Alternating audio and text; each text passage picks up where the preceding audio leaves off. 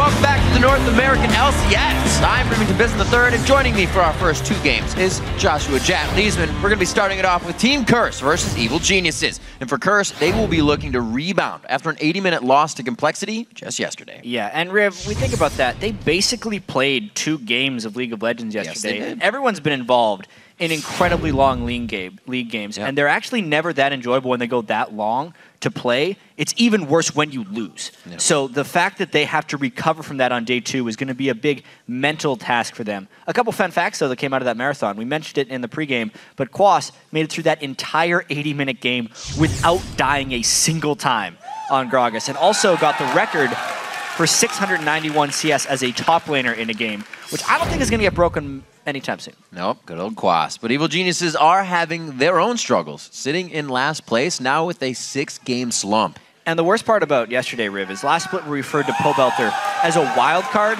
because he was hit or miss. And this split, he kind of reformed himself into a much more consistent player until the game yesterday, where he ended up dying multiple times in lane to Hai's Yasuo. So as a whole, Evil Geniuses, they have been adjusting to players. They've had a lot of close games. You could almost look at it like they've had a little bit of bad luck, but the fact is now they're 3 games back from 7th place, and they have some real work to do to climb in the standings, and they can't get down on themselves. It's just been a really tough year for them. Right, and for the 2 Korean players in the NA LCS, Seraph and Helios have struck up a friendship through their shared connection, and they occasionally take time to enjoy the sweeter side of living and playing in Los Angeles.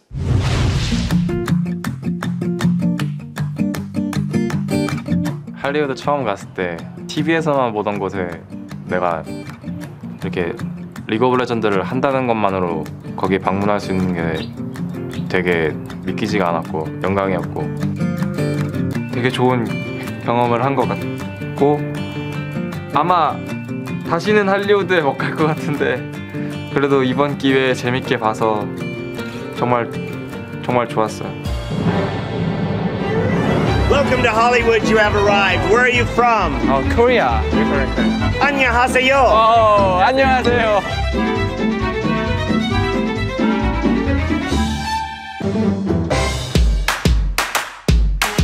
캔디샵에서 되게 좀 재밌는 것도 많이 보고 야, 이거 장난 아닌데? 이럴 수가. I want but very sexy. 너도 갖고 싶어? 너는 이거 어때, 이거?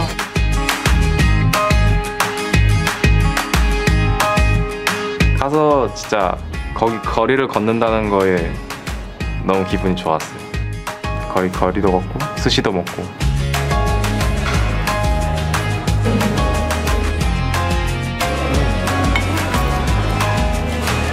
알랍해. 미국에 와서 우영이랑 더 친해졌고 더 기댈 수 있는 친구가 되었고 그래도 미국에 먼저 왔으니까 미국에 대한 것 좀 많이 알려주고 이런 식으로 많이 교류를 한 것 같아요. 트위터 어떻게 하는지 모르겠더니 막 그 뭐지? 막 리트윗하고 그런 거 있잖아. 그거 안 해줘도 되는 거지 굳이? 상관없어. 우영이를 막 죽이고 뭐 해도 별로 신난다 이런 게 아니라 이 게임을 이기기 위한 수단일 뿐. 이제 이지랑 게임을 하다 보면은 항상 뭔가 이때쯤이면은 올 것 같은데 라고 생각이 들면은 항상 동진이 반박자 빨리 와서 뭐 되게 힘들어요 할 때. And it is once again Helios on the move and Seraph under his turret. There, the burnout's off. Can't really get the AoE damage to the rest of the team. The gold card comes in. Oh, there's the heal as well. Primal Surge coming in from Link. 아직은 완벽하게 호흡 같은 게 안 맞아서 좀 못 쓰고 있는 그런 것도 있는데 시간 지나면은 확실히 긍정적으로 작용할 수 있을 것 같아요. 군대를 가기 전에 그래도 여기 이지에서 더 좋은 추억 만들고 싶고 다음 시즌에 더 좋은 성적 낼 수 있고 다음 시즌에 꼭 시즌 5 챔피언십 꼭 가고 싶어요.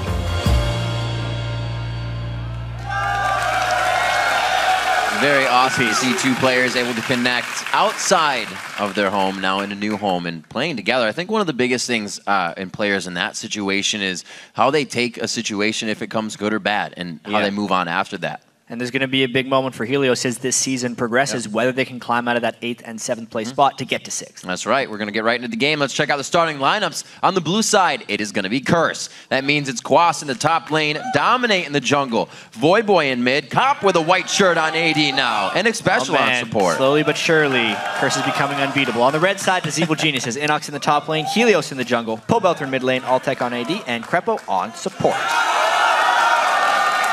A lot of cheers coming out for both teams. A lot of love coming out for both as well. We'll have to see what the voting is after Champion Select, because that has shown us quite a bit lately. And a lot of teams have taken a turn for Yasuo or AD carry compositions, or maybe even a Ryze plus another AP comp coming back into the mix. Yasuo has been coming up very heavily. I mean, the more we're seeing Yasuo picked without even having other knockups, just guys within the same team comp, means the more teams are respecting the general power of him. So it wouldn't be too surprising if we just see him banned a lot. All right, well, let's see what they have for each other as we are heading into picks and bans here. Curse versus Evil Geniuses. The TF map pressure is taken away immediately.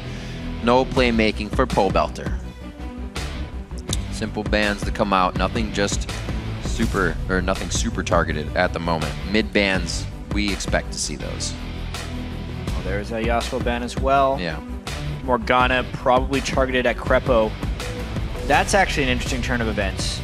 Xpecial really likes to play Braum. Yeah.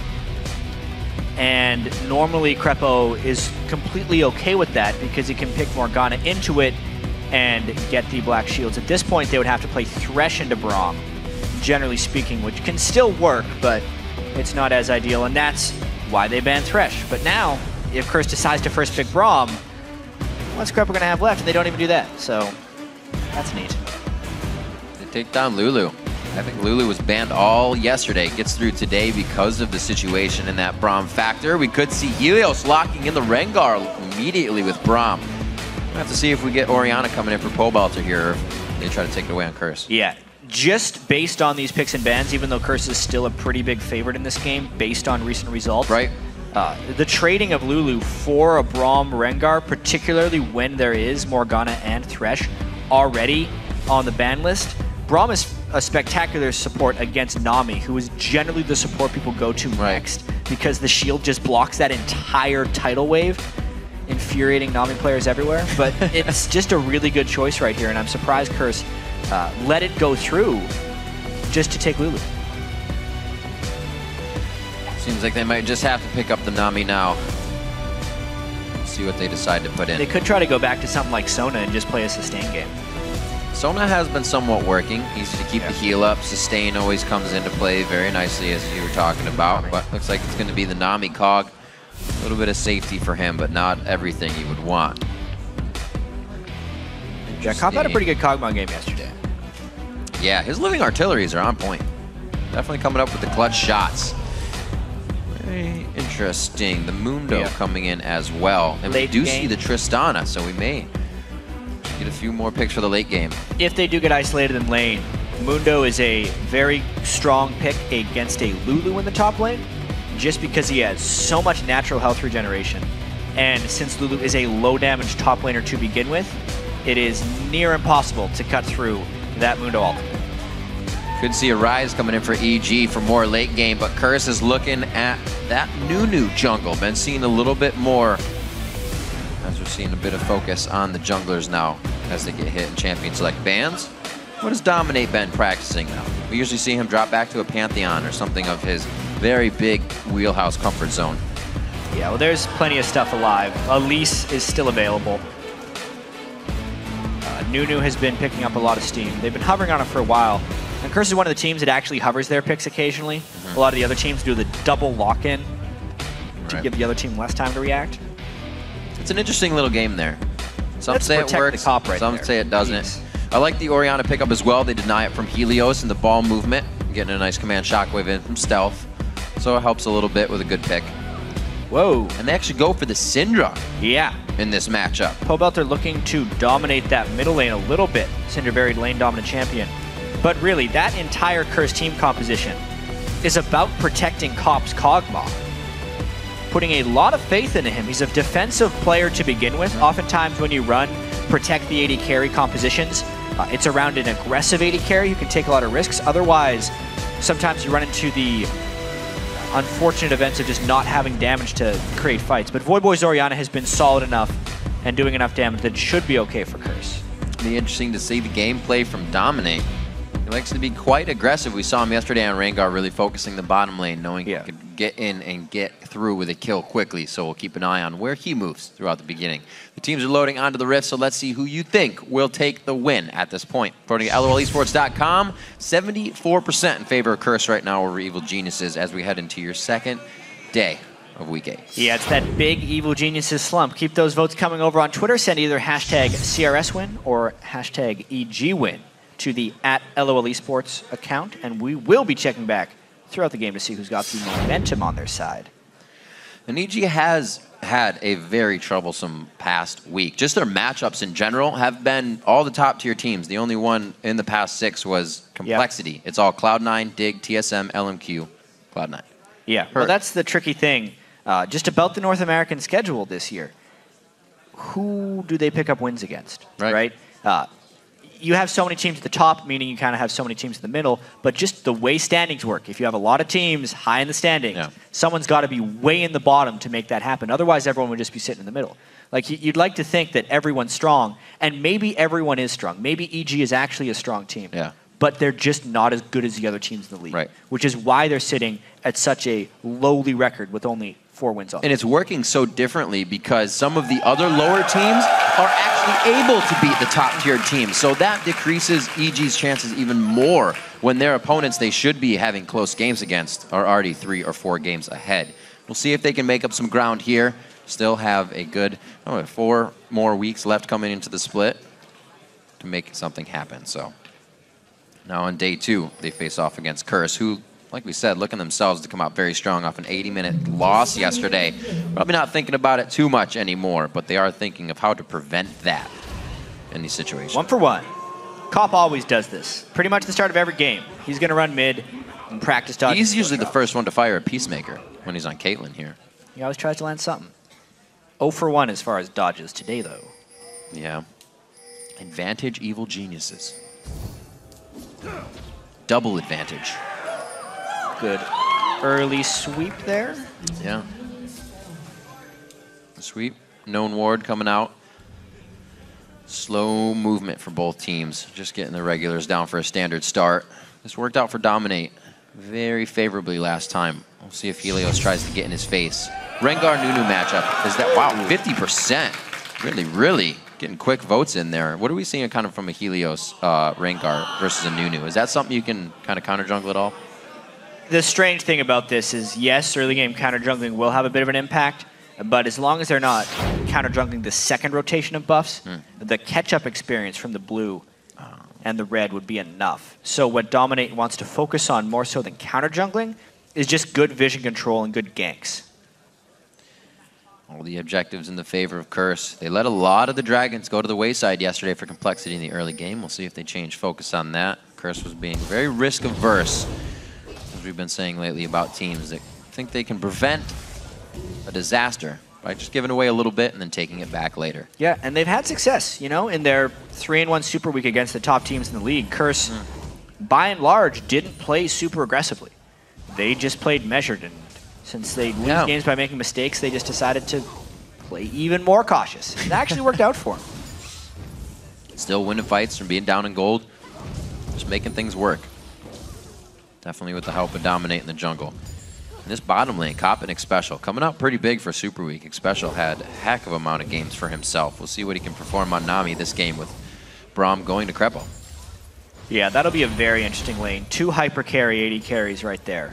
Alltech, though, looks to take over games much more than Cop does. Cop will do well in games, but he will never do, like for instance, we saw Vasily's Tristana yesterday in our final match of the day. 10-0, he just took over that game. It's something we've seen Alltech do on Twitch, and it's something Tristana is very capable of doing. So if EG could get a lead in that lane down bottom, it could very well break them out of their slump. What a fast level 2 from Evil Geniuses you saw put Curse on their heels for just a quick second.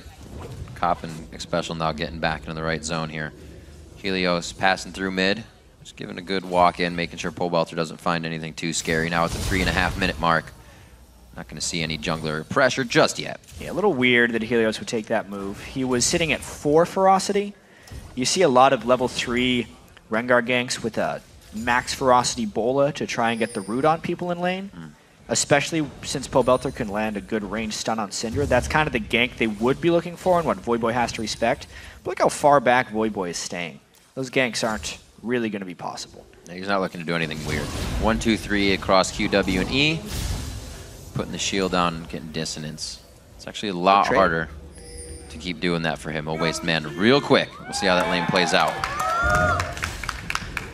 See Altec creeping up to place a ward. More coverage from the bottom lane for them so they can stay a bit more aggressive. And Helios just trotting along. Teleport back to the top lane for Inox. Pretty even going throughout all the lanes. Not too shabby. He's gonna sweep it. Just, Womp womp. The warding mind game. It's good damage onto Voidboy.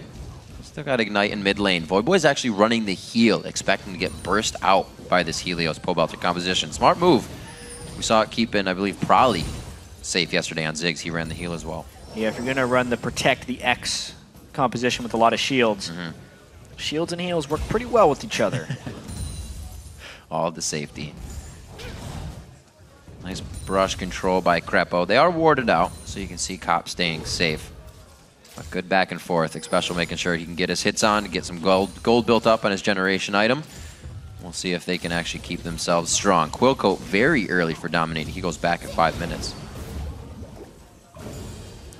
Early ward, he'll be able to grab with that. Whereas Helios doing the Madrid's Razor.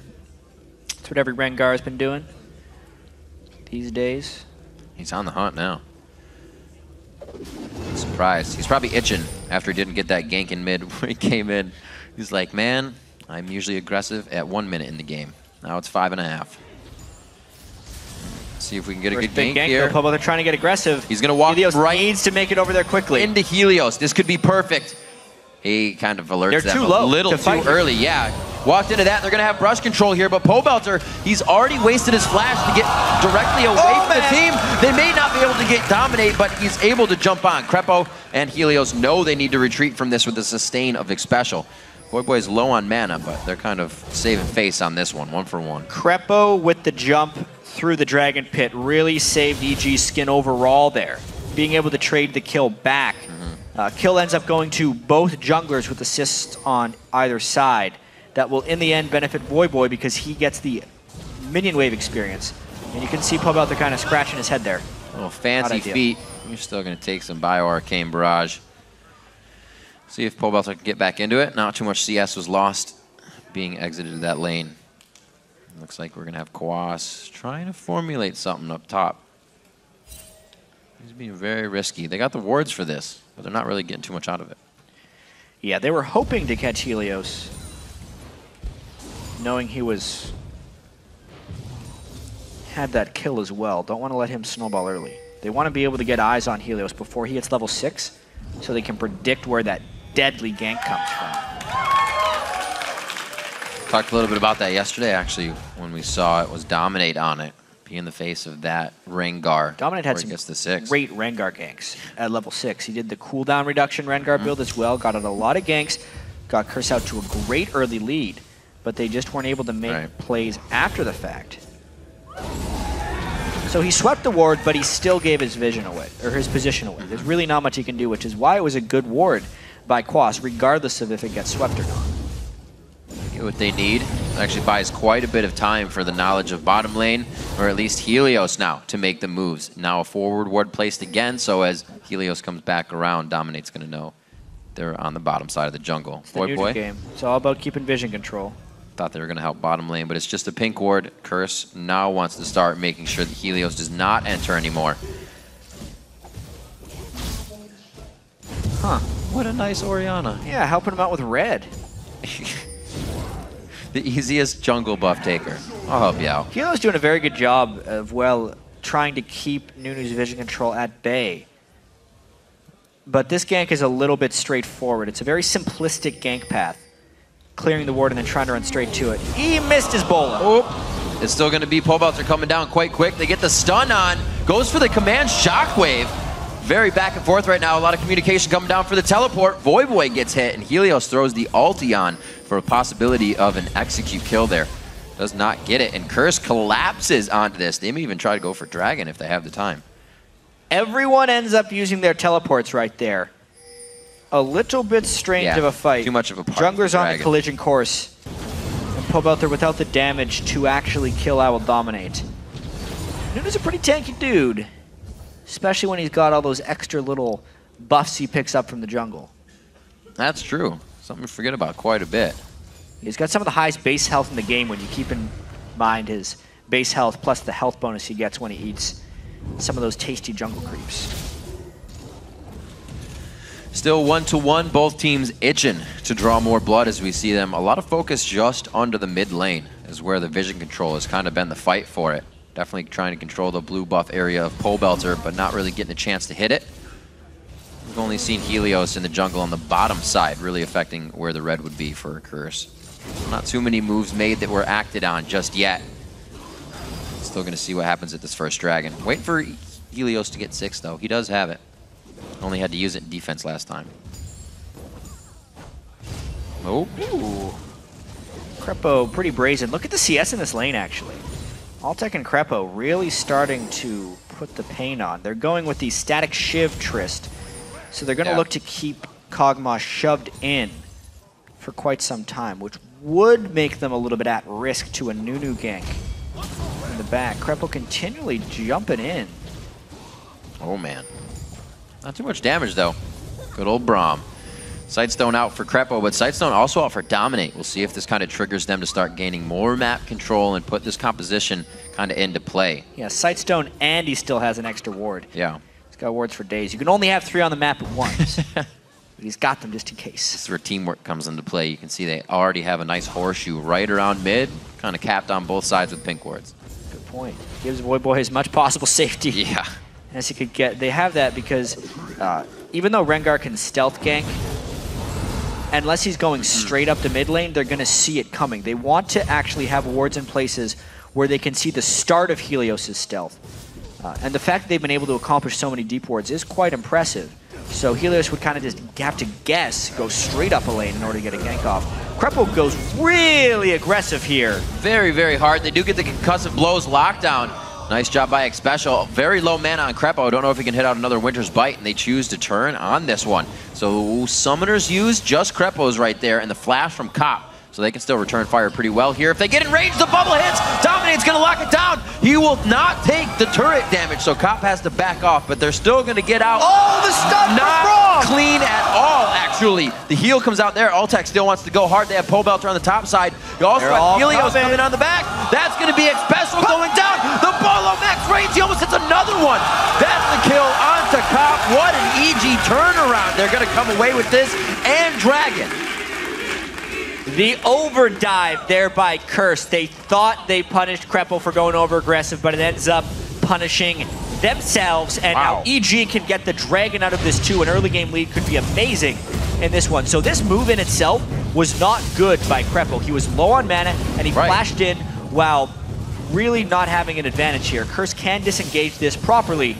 And then Xpecial decides to turn on the counterattack because, hey, Dominate's on the way. Why not? He lands a great bubble onto the turret. But the big thing here is turrets on this patch do have increased damage, so Dominate gets pretty low, and in his dying breath, he lands a Q onto I Will Dominate. Huge. And then Altec was able to get the stun procced afterwards. And then this is just chase right here. Helios tries his damnedest to stealth in, jumps onto a minion just so he can land it. Misses the second one, actually, which could have been a kill. But at the end of the day, it was more than enough. 2 kills onto Altec Tristana and the Dragon. Great thinking, fast play by Altec to flash into the brush, keep vision on the whole fight. Everybody comes out nice and rich on that one. About 1,000 gold lead in the favor of Evil Geniuses now. Dragon goes in their favor as well, so we'll see that coming back up around just before 19 minutes. And EG has the idea. So all these wards paying off for Curse in the mid lane. Actually, all the action going on in the bottom lane. So we'll have to see if they try to shut down Altec now, because the Trist is going to get going early. It's a pretty scary thing. And it's interesting how Curse is the one with the protect the Kog'Maw composition. So if Kog'Maw doesn't get farmed, it's really, really bad. Because that's the thing they are supposed to be protecting, which puts more emphasis on EG's bottom lane success, or even Curse's success for that matter.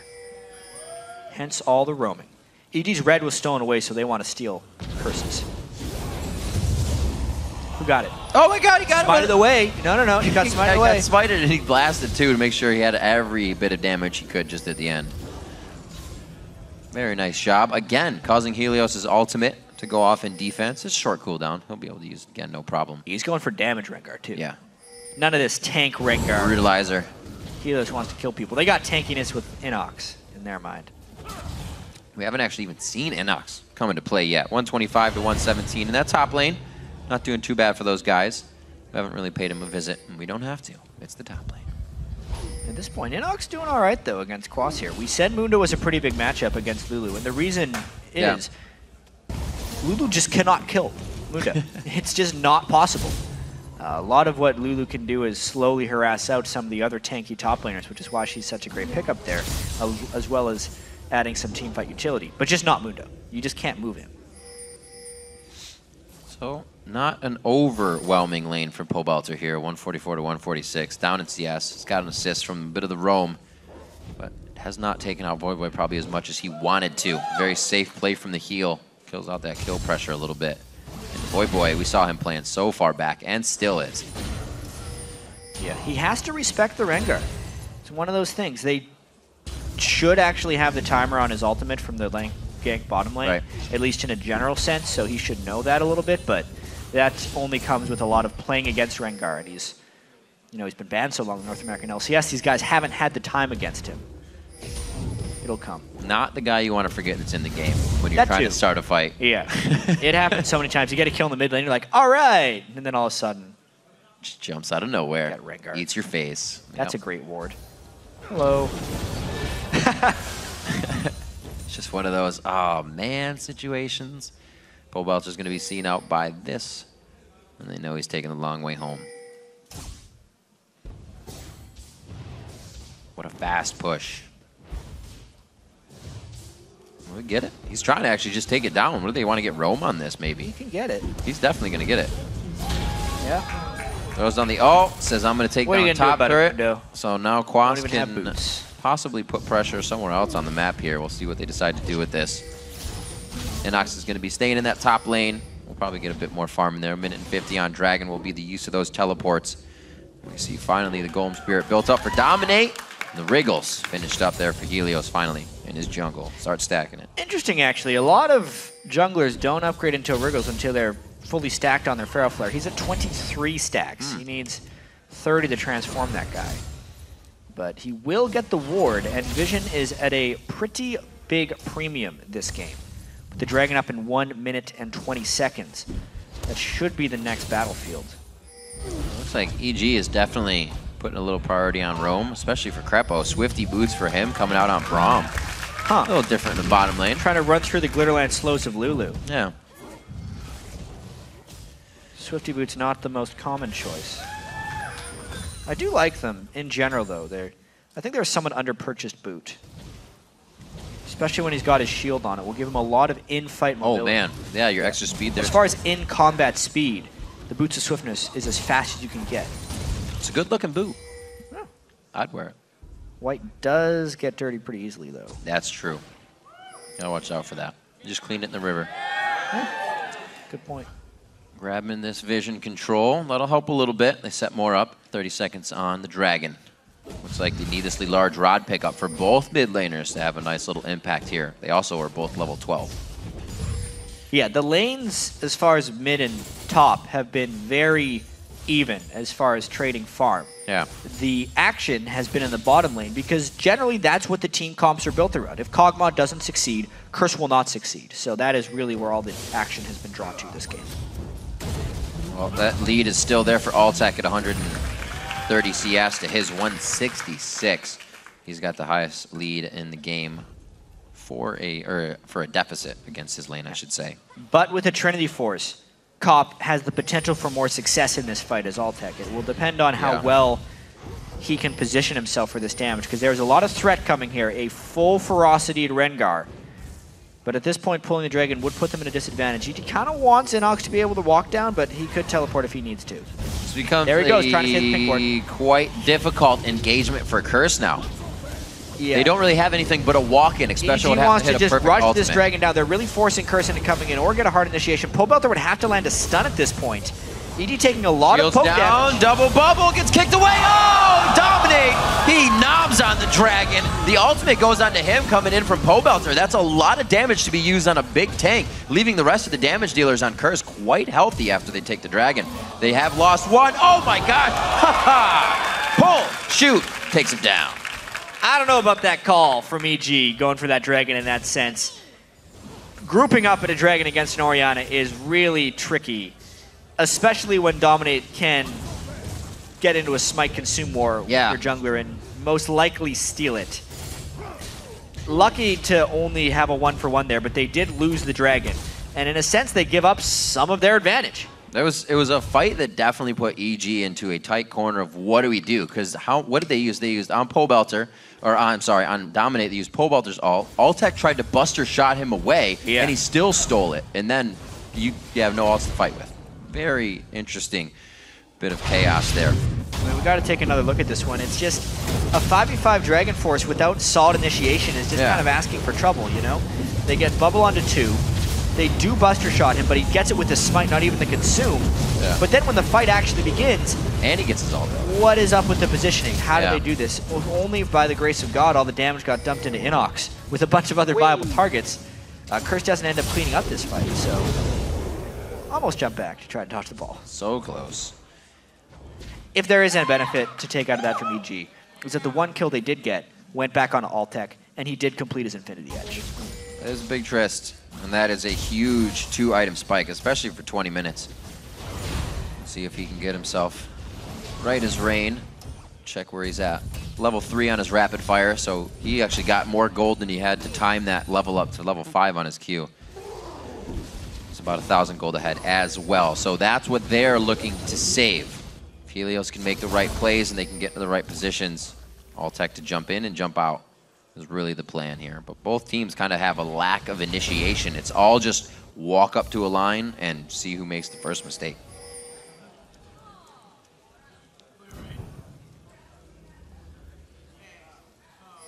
Oh, come on.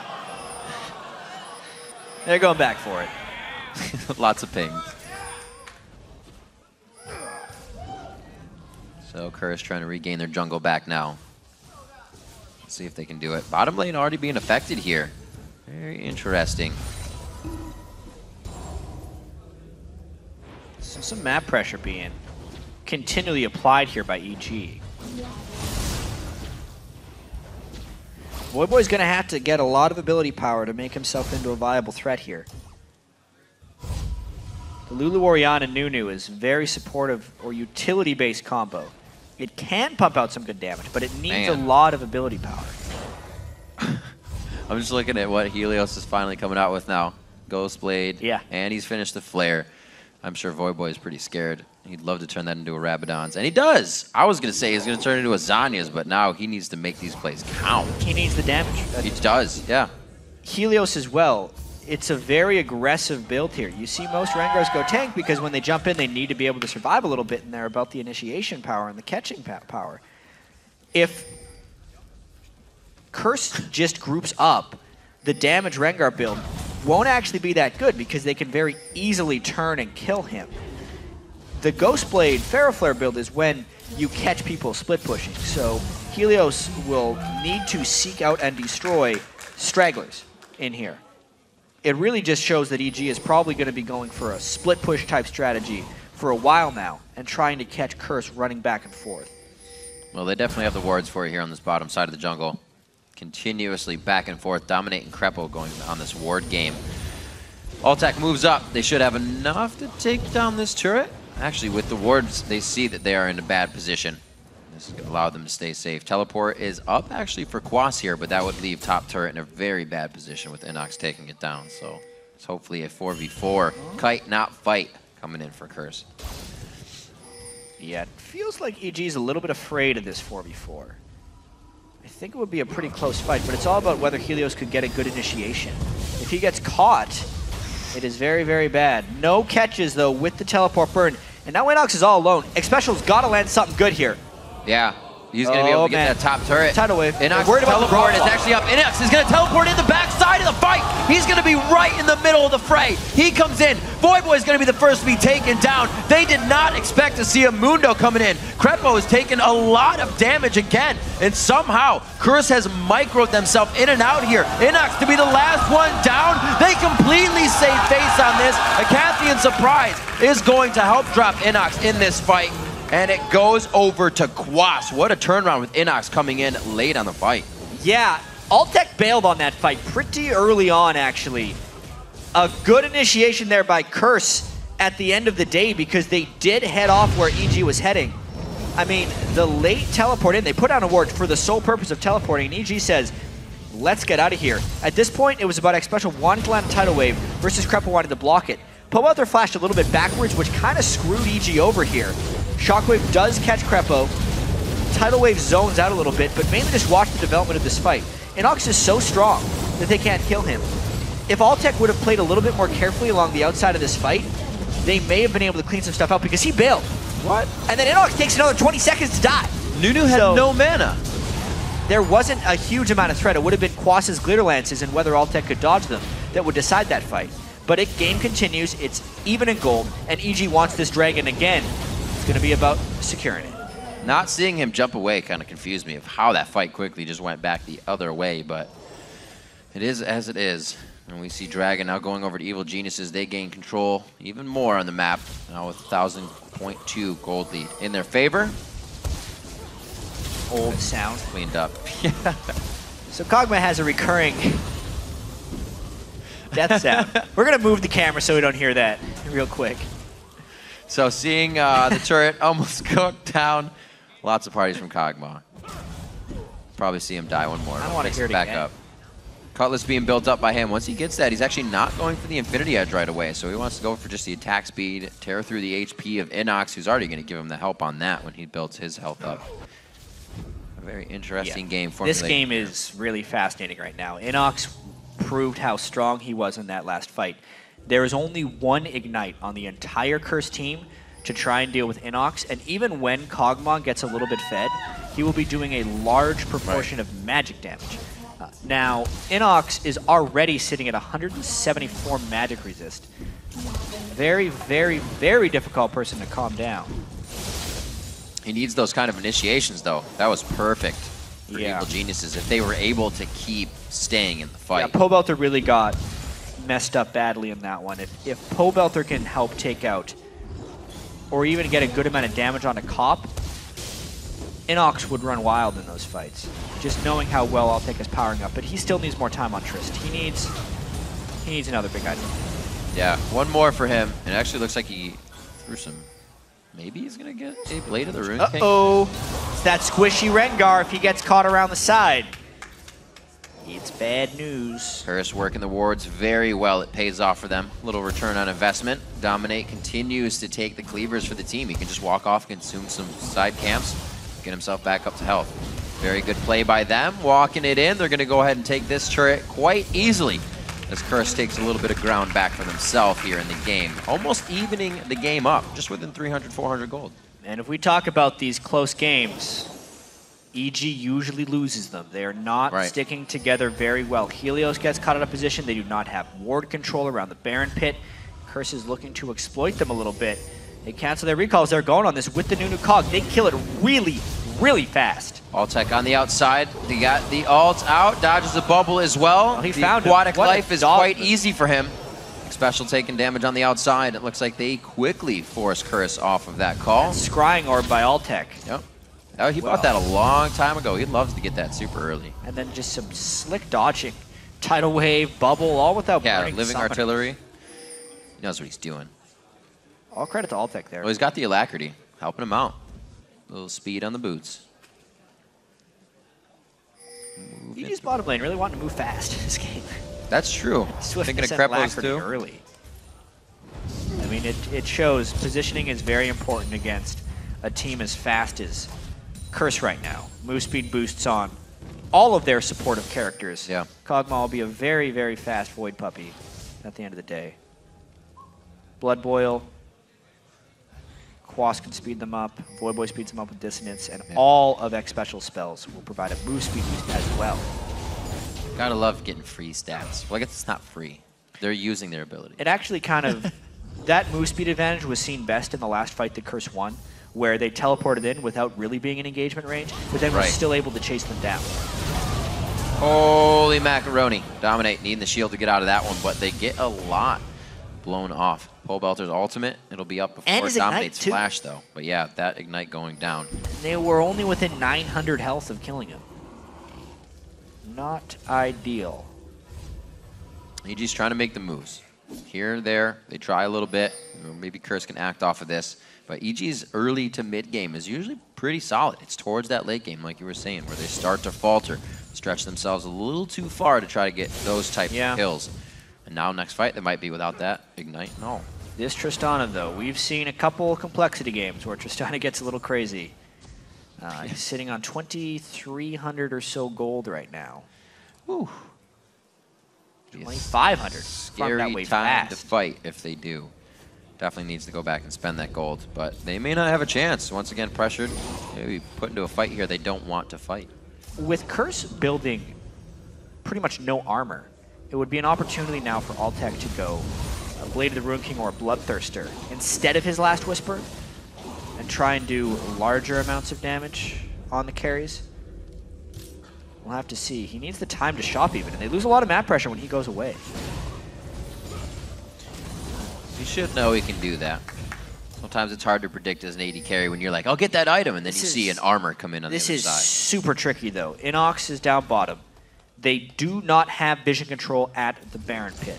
Look at those wards by Curse. So he is making sure he doesn't get seen recalling, because if Curse knows he goes away or even guesses he goes away, they can basically get Baron. And they go as soon as he goes away. Great guess. They're hoping for a bait. Party time. And it's not going to do much. Whew. Big shot coming out of Cop. Just that was one Bio Arcane Barrage activated. You can see Enox actually starts trailing up as well off of the map from Quas. He might be trying to get a teleport in here if something comes in. Bloodthirster as well for Altec. Farm that lane. Very nice.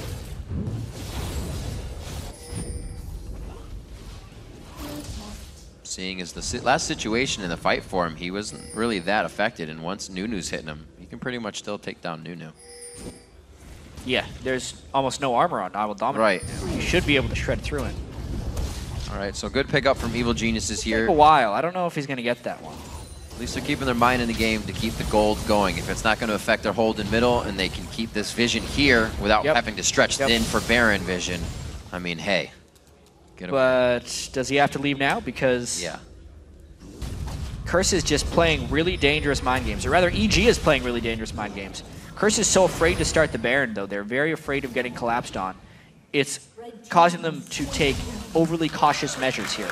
They have the move speed. They could just rush into EG. But they have chosen not to here, and it cost them the Dragon. It's always this second tier turret. If it's up in mid and Baron's up, you're either being forced to go for Baron or they're driving down middle to take that second tier turret.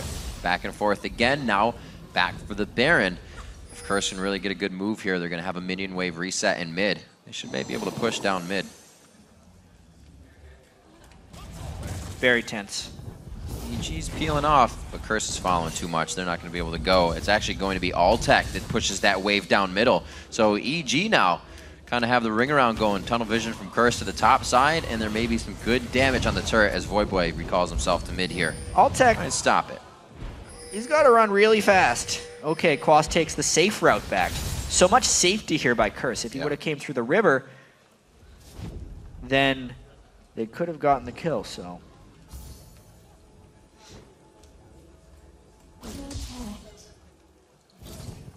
There you go. That was close. 33 on the clock. We'll see if Curse can continue to push down mid. This bottom slash top laners, 277 to 294, 301 and 112. We've seen a few plays come from these guys. And the farm differential between the 80 carries is becoming immense. Oh gosh. There's multiple times in this game where I want to say that Curse should have gone with the more aggressive route. But they have gone with the passive route on every occasion. It's like every lane, we were talking about every lane kind of did well for both sides as they came out because nobody really tried to do anything. It only happened when Helios or Dominate were involved in the mix, and then only a few people died, and the mass amount of kills have only come from Dragon objectives. So these teams are definitely a little weary about even facing each other, which, you know, could result in an 80-minute game. And there's a really strange dance as far as what Curse is approaching this week, as far as mindsets go. Yeah. They jumped into pole position of 6th place and making the playoffs amongst the bottom 3 teams. And then they're just playing EG in Complexity this week, and they had the opportunity to solidify their spot, really, and maybe even start attacking some of the top teams. But if they go 0-2 here, it's going to be tricky. Their team comp is still quite good. This game could really go either way. But Quas is spending a lot of time in that top lane, and that Baron is not going to be up for much longer. They got vision on it. Living Artilleries are coming down. Curse needs to start pressuring a little bit more. Prepo, way too far in front of the fight. Can the gap be closed? Get a good ultimate onto Pobelter on the back line. He's not providing any assistance here. The Randuin goes off, but Voyboy was a little too close. Quas takes a full ultimate coming in. Triple. And he's able to get himself out for Pobelter. A good hit. He used the wild growth, but there's way too much EG on the fight right now. The quadra kill coming in for Altec in 8-0-1. It was only a matter of time. Altec doesn't even look too happy about that one. He almost had his 2nd pentakill in a single split of the LCS, but EG destroyed Curse right there. This time they peeled off and they realized how strong Altec was. Crepo doesn't care. Easy game, easy life at this point for Crepo because they're going to be getting this Baron real soon. But what a fight that was for EG. Altec is an absolute monster because no one on Curse has armor. That's one of the biggest things that created success for them in that fight. Insane. You're just talking about Curse needing this win. Yeah. Not looking good if that continues to happen. Altec, again, out of the laning phase, just becomes a Titan instantly. Yeah, just looking at this fight, it looked like Crepo got over aggressive. Yeah. But remember, Quas wasn't here, and his teleport's only going to be so fast. Altec actually charged up max shield off the Baron, so he's hard to touch. And just watch how quickly he shreds through people. Dominate, a couple hits. Helios jumps in. No one can focus him because everyone's running away from Altec. 2 shots Voyboy, 3 shots Cobb. If it wasn't for a bubble from X Special, it would have been a clean penta here. The whole team had the kills, but he flashed it. He was literally a half second off of being able to get that penta if the ball from Pobelter didn't finish off Lulu there. Good lord. Oh, how he does it. Now so things consistent. are really bad. Better be buying that chain vest I will dominate. They need a little bit more. Yeah, Locket of the Iron Solaria is not going to keep you safe right now. Double buffed, Altec moving up the mid lane with the rest of his team. Looks like they are pretty dead set on taking this mid turret now that they have themselves a Baron. And only Crepo does not have that for his little mishap. May as well call Altec triple buff too because he's got the Baron buff. Yeah. Keeping in combat as well to make that Bloodthirster shield. Keep in mind it is a 440 health shield if he keeps it max. So even though his health bar reads 2200, he is sitting at around 2600 effective health there. There would have to be some serious mishaps for EG to throw this one away right now. 4.5 items, that's 1.5 above what Kopp is even presenting in his inventory right now. These guys should be able to walk right through this front fight, and Curse is giving the respect to the damage that EG can bring to the table. Kopp needs 3 or 4 members just to put a dent in Inox there, and he can still ult up. Oh, lots of stuns. That's scary. You didn't have an Altec in range. That's the only reason he got out alive. Yeah, a little bit miscoordination there by EG, but they get the inhibitor without suffering a casualty. They're just going to try and move through the rest of these outer turrets while they realize how strong Altec is. And this is the thing. If you're going to run a protect the Kog'Maw composition, if your Kog'Maw doesn't succeed as you are on Curse, it's going to fall flat on its face here. Right. They got it. It works with Nunu. It works with the ball protection, with the added health of Lulu. But like you said, if it doesn't come together, EG getting an early level 2, pushing in Kopp in the bottom lane. Almost 200 CS ahead right now, and that has always been a lead for Altec throughout the game. Very patient play for Evil Geniuses, knowing that the late game team would just come into play. Especially helps when Altec's 8-0-1. Yeah. Oh, when Inox can tank these turret shots without carry. Yeah. Mundo has about 270 health regen per 5 seconds with the Baron buff combined. But that was a couple nice shots there by Cop. Curse might look to make a little bit of aggression. This is where they need to hit it, chat. They cannot afford to falter here. EG needs to start picking up wins. A lot better play coming from the players themselves. See Inox, like we were saying, taking up turrets, being a beast right now. He was loving carry champions. Always playing the Jax, always playing the Nidalee in the top lane when he could. Switching it up to the utility is keeping himself a very good person to have on the team. A variable champion. Really haven't touched that turret though. Another minion wave falls shy. They need to find a new plan here. You can't stick around that many waves and not make progress. Altec's not even in range to get this. They do take down a turret in the bottom lane, but they're still working to get into the base. The first one they just hit, they're able to walk right in. Are they really just going to need Baron to do it again? They got to find another way in. They could continue to farm up for a bit more gold. Their itemization could get there. I mean, they spent so long with that Baron buff looking at that turret. It's gone now, as you said. Yeah. Dragon is up, obviously. And they almost have nothing to farm. Everything's pushed. Yeah, true. Only this Kog'Maw will slowly be catching up to what Altec has become. Yeah, a little breathing room. The gold difference between Altec and Cop is a little bit monstrous right now. 18,000 to 12,700 as far as AD carry farm is concerned. That's what it looks like when you put a team on your back. With the assistance of your team, of course. Once Cop gets an Infinity Edge with Blood Boil and with the Lulu picks on top of him, his damage potential will be just as good, if not greater, than what Altec can put out. He's still looking to hit his spike. That's kind of the scary thing. We haven't really seen it just yet. The Mikhail's Crucible we saw keeping Dominate safe in the last catch, which could have meant the end of the game. Just previously at that middle inhibitor turret, so that's coming into play very big. The Mercurial Scimitar finished up nicely for Altec.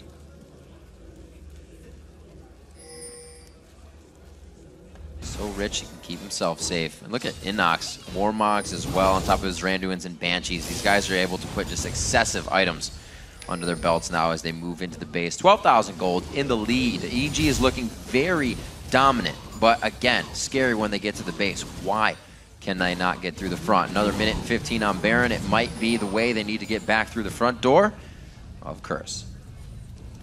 Yeah, they're going to pick their moments. I really think it has to do with that next Baron. For now, they're just farming with Altec, making sure he's wearing buffs. He's got a red.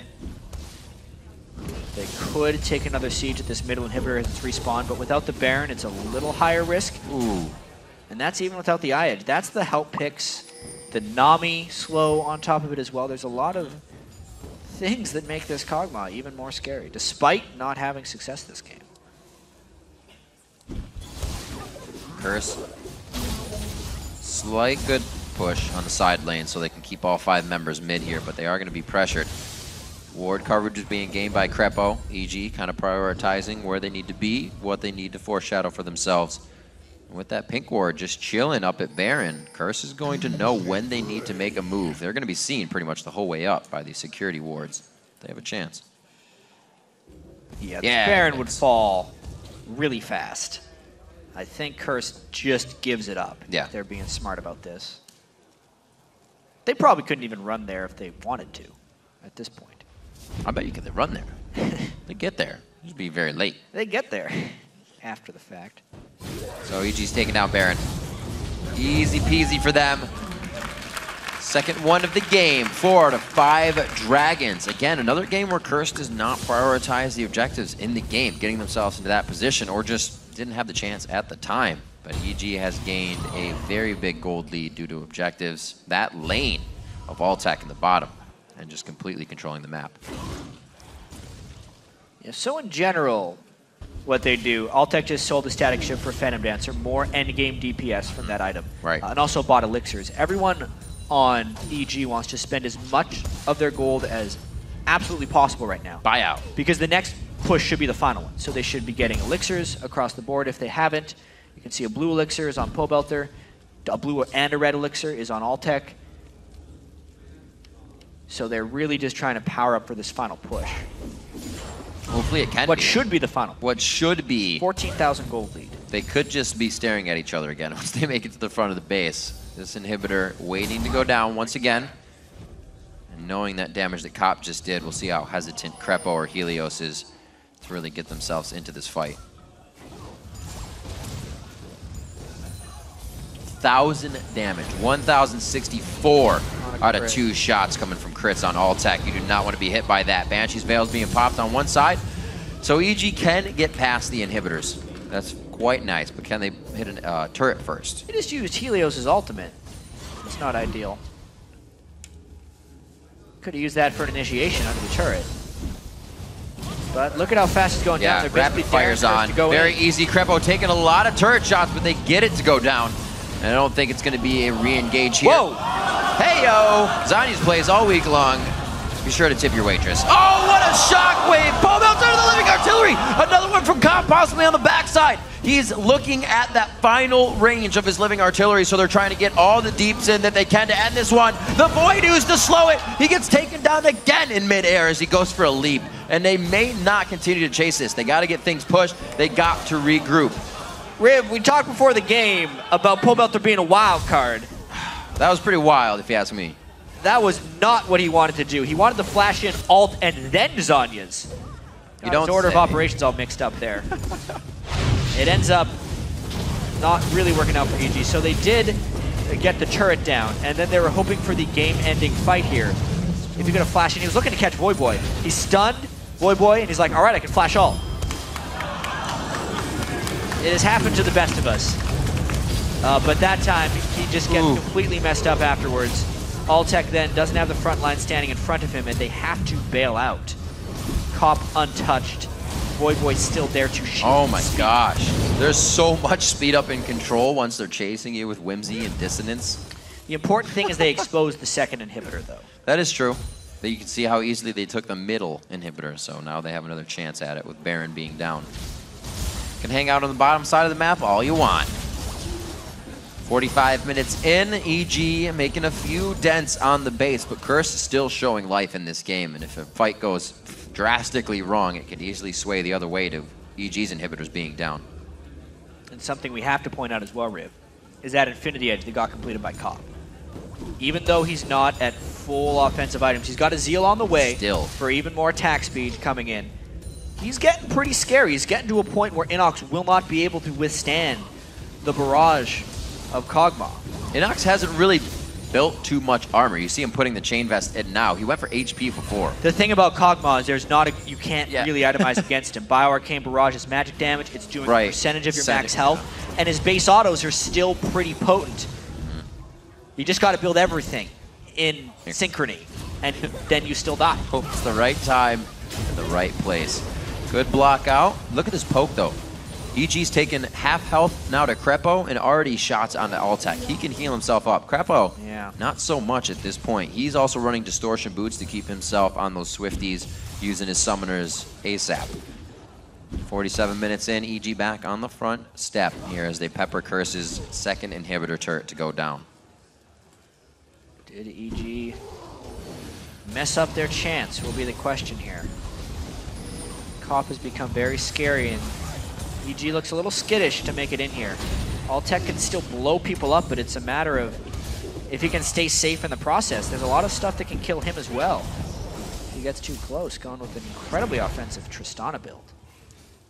This movement speed along with the shields, even the movement speed itself, if they didn't have the shields, they're making it so hard to organize around where Cop can be. A few shots in. They can't even get themselves in for a few shots on the inhibitor. Altec gets it on to dominate. And we're going to see them start to pressure. There goes the tidal wave out. Inox is going to be hit up. He'll use his ultimate. Should be all right. A few more. It's not going to take him down. Crepo puts himself down with Unbreakable, as he says quickly, stand behind me. Woo! That was a close call, one would say. Altec just barely... He's not even the one that finished it, actually. It was Inox who managed to end the inhibitor's life at the end of that. But you can see that they need to hurry things up a little bit. It's getting pretty stressful. Yeah. It's a little tense for both teams. Somehow, looking at 48 minutes in, 5:26 for Altec, farming Beast right there. we're getting to that point where the gold doesn't matter. Sure, it's a 15,000. Yeah, he's itemed out. He just sold his boots. Altec has been maxed for a while. He just bought his boots. He decided against an upgrade. He resold them. A lot of AD carries at this point want to go with the Zephyr at the end of the game, but for Tristana, it's not necessarily beneficial because he would lose move speed overall, going from Alacrity, Berserker Greaves, from a Zephyr.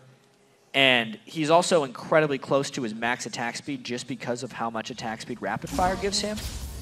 So he doesn't actually need the Zephyr. It's arguably a decrease in effectiveness in this particular instance. What would be an increase in damage is if he sold the boots for something like a Phantom Dancer and upped his crit chance even more so. Another Phantom Dancer. But that's it's a long-term plan. What about a second Infinity Edge? Hey. I've heard some people do that. Really take him down. It would be a lot of damage at this point. Let's see. Attack speed to support it. Let's see what 50-minute mark brings us here. Altec. Altec. Troll Porton. Live Baron. No contest once again coming in from Curse on this one, as would it be expected. They held it off once before. Can they hold it off again? Obviously, now we have Cop a little bit stronger. So this is the more difficult one. So ED's going to have to cycle the middle inhibitor again. It's going to respawn shortly.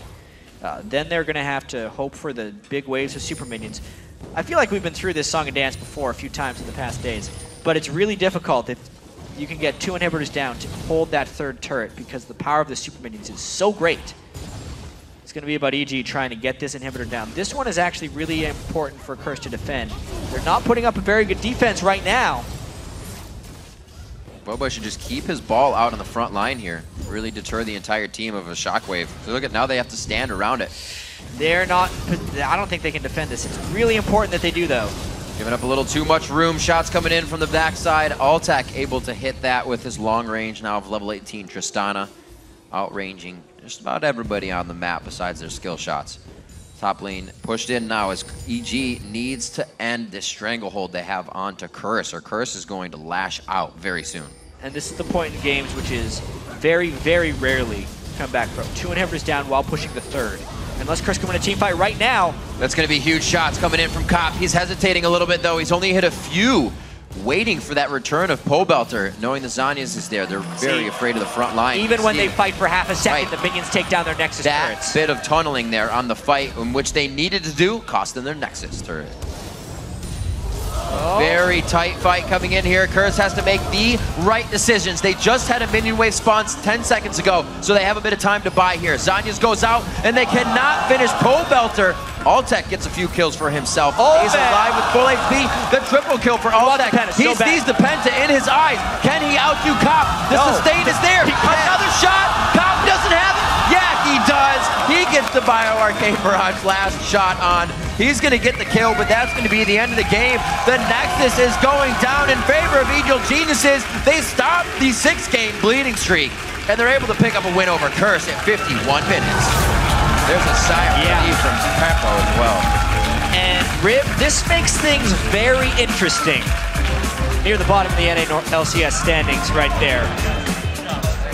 EG off the back of Altec's immense Tristana right here was able to pull out the win. A lot of relief to end the losing streak that long. And then a lot of sadness on the side of Curse.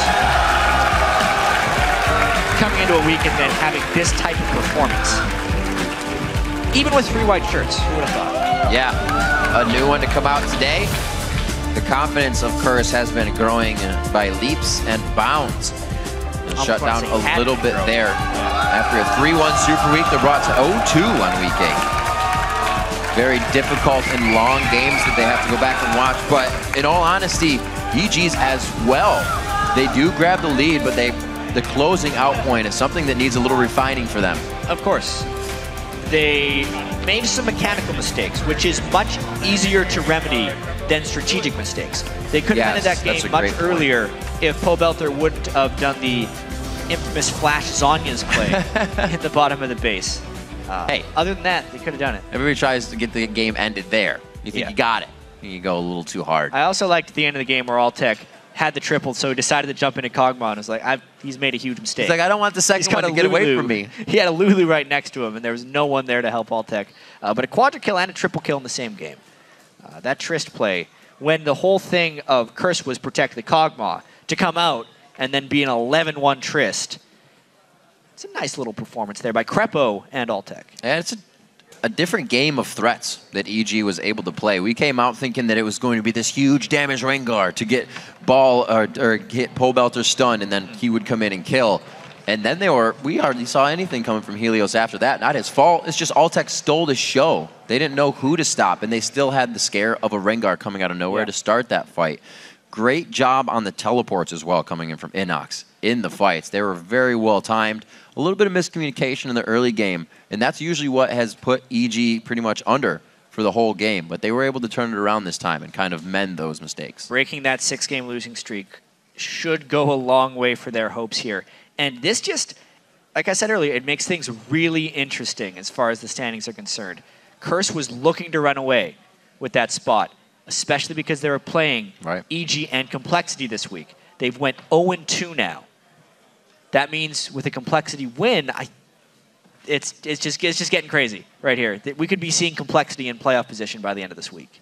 And we were just talking about Curse moving up to fight the top teams if they were to, or not be in range to fight the top teams if they were to get this win. It's very, very different. The parity is starting to kind of break up in the NA scene. The top teams, they're still holding the top, but they're also teams that are losing to the bottom. So expect a lot more to be switched up before the end of the split. Already seeing the EG kind of pulling themselves together now. It took them some time, but Altec somehow, consistently, they got to put a focus on this guy for each game. For him to somehow carry his consistency to go double digits in kills with the lowest deaths all the time. I think that's amazing. His third double-digit kill game this split. He missed the first game of the split. He's right up there with the other premier AD carries in North America on a last-place team, which isn't easy to do. You know, when you lose a lot, you generally don't get that many kills. But when they win, Altec gets a lot of them. Right. If you're looking at Pobelter as a wild card, this guy's an always ace in the hole if you can really get him on a good AD carry. We've got a couple evil geniuses with Dash and Freak to give us the lowdown on their recent win. Thanks, Riv. We want to welcome Altec and Pobelter to the desk and congratulate you guys on a very solid win there. How does it feel?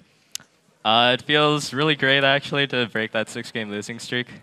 Well, one thing I want to ask you guys about immediately is that we saw the Rengar pick come out in the first round. So there was a lot of priority placed on that champion. And given the 4-11 changes, what was the reasoning behind taking it so early? Okay. Oh, dear God. Go. Take turns. Your turn. Since Dominate played it yesterday and he did really well with it, and since it was left open, and he was probably the top jungler because Lee Sin was banned. Okay. So just kind of like the strongest jungle you guys could pick up at that time. I do want to press you on 4-11 junglers a little bit because we've had a lot of patch changes in the recent past. And this is the first week you guys are playing a 4-11. Do you think the jungle pool stays the same, or is it just like Lee Sin, Eve, Elise, Rengar, and that's it? I think it's still the same, but people are trying to try new junglers in solo queue right now. There's Zac, Skarner, but it's not working out. Okay, so far nothing's been working out for you guys. Do you think that your team's been adapting overall well? Because 4-10 was a bunch of big changes. Of course, AD carries got buffed. That was good for you, and you've done really well. 4-11 changed a lot more things. Turrets got stronger. Pobelter, do you think EG is keeping up with the times? Are you adapting better than other teams, worse than other teams? How do you feel like everyone's adapting to the new stuff? I wouldn't say we're doing better or worse than any other team right now. I think we're adapting at the same rate pretty much. Even though our recent results haven't really suggested that, we've always been really close in a lot of our games to winning, and we also in scrims have done very well. And so that's kind of the scrim curse, I guess. You do really well in scrims, and then when it comes to LCS, you just can't live up to it. And well, that's the thing, though, is you guys are doing well in scrims, so we know you guys are a very, very good team. Do you think, actually, that just the fact that the game is changing around a little bit, that teams have to adapt? You guys have had roster changes multiple times now throughout this split. So having to deal with change so much yourselves, the fact that other teams have to change around with the game, do you think that helps you guys in terms of you guys have been adapting already? I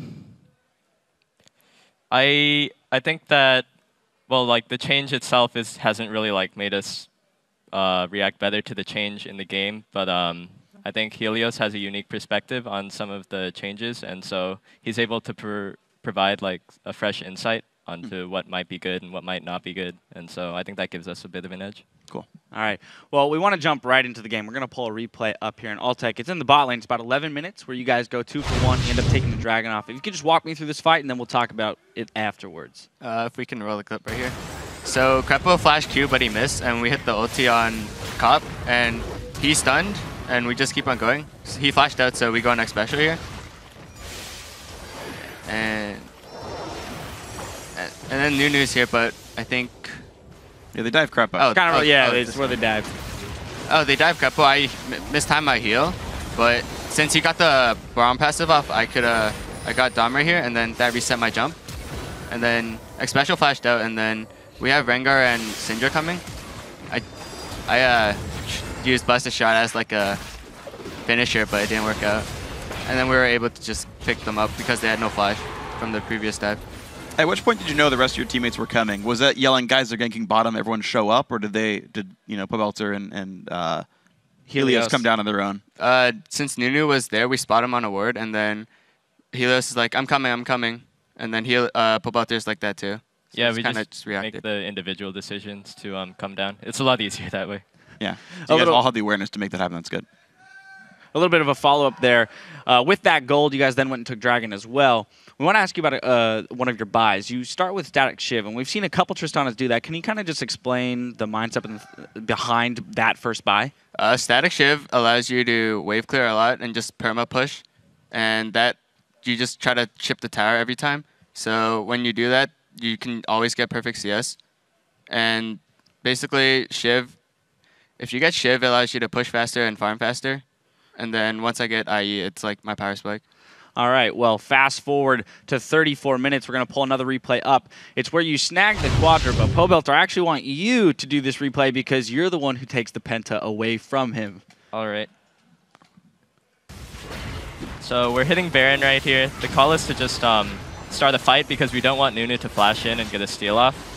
So we start charging at them. Crepo goes out a little early, but really he has to get the fight off. I only get hit by the Orianna ulti, so that's really good. And then we just start chipping away at their front line. Helios gets a really good bowl off onto Orianna, and we can pop him instantly. And then I'm chasing from the upside. Oh, jump gets cancelled there. And then from here, it's pretty much clean up. I missed my QE, so that's why I had to take the Penta, because I was afraid that Lulu would kill me right there with the Q. So yeah, I was like, sorry, but you know, I didn't want to end up dying just to give him the Penta. It's okay. I understand when you kind of want to win a professional match, it's worth getting the kill as opposed to giving the fantasy points to teammates. Yes. So I get it. It's fine. So yeah, you guys ended up doing a really good job with that game, and you finally did start winning fights. But throughout the mid game, you guys were down in kills. You were up in gold from all the objective control. But how do you play a game where you know that they're out fighting you at the time, and like battles might not be going in your favor? It's pretty much all about warding and objective control then if you can't like win the fight really straight up. So we were waiting on Tristana's core items before we were fighting. And so we were able to get like every dragon, I think, and it all snowballed off of Quaz using his TP early to a ward to try and counter gank, and then Inox didn't. And so we had really good dragon control off of that tiny thing. All right, final question here, Altec. The question is, sitting in 8th place, you got a great win under your belt. Now, how do you carry that momentum forward and work your way up the standings and hopefully, you know, vie for a playoff spot? I think right now we just need to focus on just watching our games, see what we could have done better and what we did wrong, and just go on from there. Because right now we're on 8th, and we have to work our hardest to get out of relegation, try to go for playoffs. All right, well, you got some footage to look at there. Hey, guys, I want to thank you for joining us on the desk. Congratulate you on the win. Best of luck this week studying up on that footage. And we're going to move onwards now. Don't go anywhere because we've got more games coming your way. After the break, we'll head back onto the Rift for Dignitas versus Counterlogic Gaming. Stay tuned.